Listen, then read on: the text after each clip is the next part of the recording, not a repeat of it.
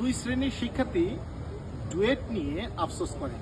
এক শ্রেণীর শিক্ষার্থী হচ্ছে যারা ডুয়েট অ্যাডমিশনে এসেছে এবং আসার পরে দেখছে যে আসলে এই ডুয়েটের জন্য আমি যোগ্য না, আমি ক্যাপাবল না।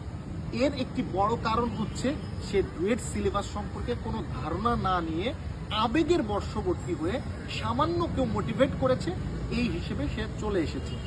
আরেক শ্রেণীর শিক্ষার্থী হচ্ছে সে ডুয়েট কঠিন, ডুয়েটে পড়লে অর্থনৈতিকভাবে সে পিছিয়ে পড়বে বা ডুয়েটে আসার জন্য পর্যাপ্ত অর্থ তার নেই, এমন নানা ধরনের অসঙ্গতিপূর্ণ চিন্তার কারণে সে ডুয়েটের জন্য ক্যাপাবল হয়েও ডুয়েটের অ্যাডমিশনে না আসার কারণে আফসোস করবে।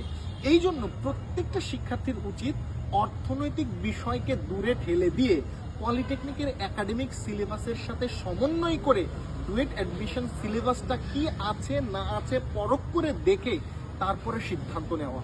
তাহলে ডুয়েট অ্যাডমিশনে আসার কারণেও আফসোস করা লাগবে না, আবার ডুয়েট অ্যাডমিশনে না আসার কারণেও যোগ্য হওয়ার পরেও ডুয়েট মিস করার আফসোস করা লাগবে না। কারণ আমি অনেক শিক্ষার্থীকে দেখেছি যে ডুয়েটে আসার কারণে আফসোস করেছে, আবার এমন শিক্ষার্থীকেও পেয়েছি যারা ডুয়েটে চান্স পেতে পারত কিন্তু পরবর্তীতে তার চাইতে কম যোগ্য সম্পন্ন বন্ধু যখন চান্স পেয়ে গিয়েছে তখন তাদের মাঝে আফসোসের কোনো শেষ নেই।